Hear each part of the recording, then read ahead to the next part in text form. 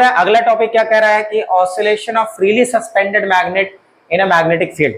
तो इसको कुछ ऐसे ले रहे हैं कि मान लिया इसको हमने एक रिजिड सपोर्ट है ऐसे, ठीक, इससे बार मैग्नेट को हैंग कर दिया।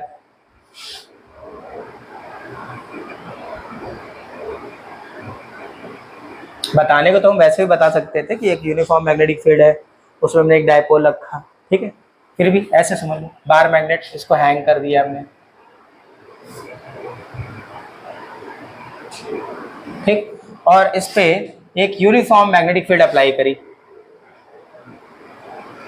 ये मैग्नेटिक फील्ड है और ये इसका मैग्नेटिक मूवमेंट है एम, ठीक है। इधर कहीं बनेगा साउथ पोल और ये होगा नॉर्थ। क्लियर है, ठीक। अच्छा, जब इस मैग्नेट को हम मैग्नेटिक फील्ड में लाएंगे तो इस पर एक टॉर्क काम करेगा। अच्छा, हम क्या करते हैं, इस डाइपोल को एक स्मॉल एंगल से डिस्प्लेस कराते हैं और छोड़ेंगे तो वो क्या होगा, इस पोजीशन पे वाइब्रेट करेगा ना, ऑसिलेट करेगा। तो उस ऑसिलेशन का हमें टाइम निकालना है। इसे देख लो जरा। तो हमारे पास एक मैग्नेट है जिसको हमने एक यूनिफॉर्म मैग्नेटिक फील्ड में क्या किया, सस्पेंड कर दिया है। सस्पेंडेड मैग्नेटिक फील्ड पर मैग्नेटिक फील्ड की वजह से क्या लगेगा, फोर्स लगेगा।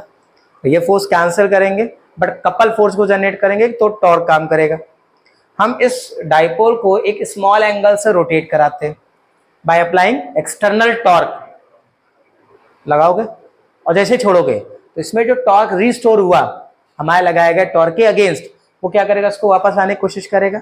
इस मीन पोजीशन के टू एंड फ्रो क्या करेगा, ये कुछ सेकंड्स, फ्यू सेकंड्स के लिए वाइब्रेट करेगा और वापस यहाँ पर आ जाएगा, आएगा ना। मतलब फ्रीली सस्पेंडेड है ना, नॉर्थ पोल ये था, ये साउथ पोल है, इसको थोड़ा डिस्प्लेस करो, छोड़ दो, ये वापस आएगा ऐसे करने के बाद फिर कुछ टाइम बाद ये रुक जाएगा, रुकेगा।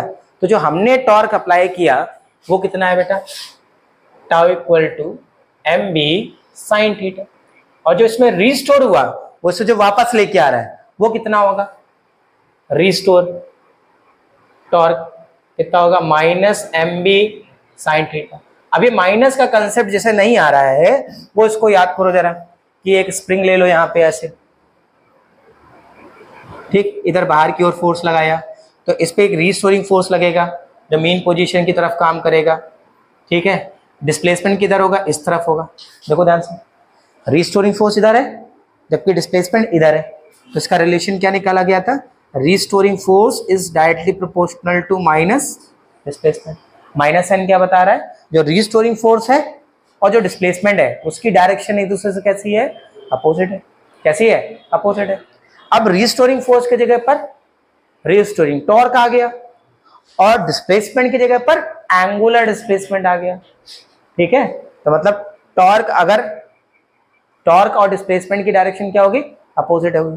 जो रिस्टोरिंग टॉर्क होगा वो इधर की ओर लगेगा, ठीक है, लेकिन जो डिस्प्लेसमेंट है वो ऊपर की ओर कराया तुमने, ठीक है। यानी रिस्टोरिंग टॉर्क की डायरेक्शन कैसी है, क्लॉकवाइज, और जो एंगल रोटेट कराया वो एंटी क्लॉकवाइज। कैसा, एंटी क्लॉकवाइज। तो ये माइनस साइन ये बता रहा है टॉर्क और डिस्प्लेसमेंट की डायरेक्शन कैसी है, अपोजिट। एंगुलर डिस्प्लेसमेंट की डायरेक्शन क्या है, अपोजिट। अब ये जो एंगल है बहुत छोटा सा मान लिया हमने, क्या मान लिया, बहुत छोटा। तो sine theta is similar to theta, क्या बन गया, सिमिलर टू थीटा। तो रिस्टोरिंग टॉर्क जो यहां से निकल के आएगा वो आएगा minus M B into theta. बताओ कोई समस्या तो नहीं यहाँ तक, कोई समस्या तो नहीं यहाँ तक, आगे बढ़े। अच्छा, आगे की बात समझते हैं बेटा। देखो, कोई भी ऑब्जेक्ट रोटेशनल मूवमेंट में होगा तो उस पर एक इनर्शिया काम करती है जो क्या करती है, उसके मोशन का या रोटेशन का अपोज करती है, जिसे मूवमेंट ऑफ इनर्शिया बोलते हैं। और क्योंकि यहाँ पे टॉर्क काम कर रहा है तो मूवमेंट ऑफ इनर्शिया और टॉर्क का एक रिलेशन होता है, ठीक है। रिलेशन होता है tau equal to I alpha, जहां पर टाउ तो समझ में आया टॉर्क है, आई मूवमेंट ऑफ इनर्शिया है और अल्फा एंगुलर एक्सेलरेशन है। क्या है, एंगुलर एक्सेलरेशन। भाई जब आप इसको मूव कराओगे तो लगातार थीटा चेंज होगा, थीटा चेंज होगा तो टाइम के रिस्पेक्ट पे वेलोसिटी भी चेंज होगी, एंगुलर वेलोसिटी चेंज होगी तो क्या जनरेट हुआ, एंगुलर एक्सेलरेशन। इसकी कहानी समझ लो जरा, यहाँ साइड में बता देते हैं बेटा। ये अल्फा कैसे आया, ओमेगा होता है थीटा बाई टी, टाइम के रिस्पेक्ट में थीटा चेंज हो रहा है ना, तो ओमेगा जनरेट हुआ। ओमेगा बोलते हैं एंगुलर वेलोसिटी, क्या कहते हैं, और एंगुलर वेलोसिटी भी चेंज होगी तो क्या हो गया, alpha equal to omega by, समझ गए, कोई दिक्कत। अच्छा, अब इसी केस पर अगर इसको हम ऐसे लिख दें, अल्फा की कहानी लिख रहे हैं हम थीटा के टर्म में, ध्यान से देखना, इसको ऐसे लिख दें omega equal to d theta by D t, और alpha equal to d omega by D t. तो बताओ बेटा, थीटा अगर यहां पर प्लेस कराएं तो ये अल्फा इक्वल टू क्या बन जाएगा, D two theta by D T two, D two x by D T two. अगर डिस्प्लेसमेंट को दो बार डिफरेंशिएट करोगे तो एक्सेलरेशन आएगा। अब एंगुलर डिस्प्लेसमेंट को अगर दो बार डिफरेंशिएट करोगे तो क्या आएगा, एंगुलर। क्लियर है, कोई डाउट तो नहीं। ये क्यों ला रहे हैं पता है, हमने एसएचएम की इक्वेशन पढ़ी हुई है। अगर कोई पार्टिकल एसएचएम मोशन कर रहा है तो उसकी डिफरेंशियल इक्वेशन होती है D two x by D T two equal to minus omega square X, class 11, ठीक है, नहीं पढ़ी वो बात अलग है, बट क्लास 11 में ये इक्वेशन होती है, ठीक है। अब ध्यान से देखो बेटा, ध्यान से देखो, ये वैल्यू हम यहां इस्तेमाल करें तो जो टाउ है वो क्या बन जाएगा, I D two theta upon D T two. ये जो टॉर्क हमने रिस्टोर करवाया है, यही टॉर्क जनरेट करेगा इस वाले टॉर्क को, मतलब ये दोनों टॉर्क क्या होंगे, बराबर होंगे। मतलब इस वाली वैल्यू को और इस वाली वैल्यू को इक्वेट कर दें तो क्या हो गया, I D two theta upon D T two equal to minus M b theta. I को डिवाइड भेज दें तो d two theta upon D T two equal to minus M b upon I theta. अब differential equation of S H M लिखें तो वो होती है बेटा d two x by D T two equal to minus omega square x, minus omega square x. ध्यान से देखो, एक्स की जगह क्या चल रहा है, थीटा, ठीक है, theta. D two x by D T two तो सेम है, एक्स की जगह पे थीटा सेम है।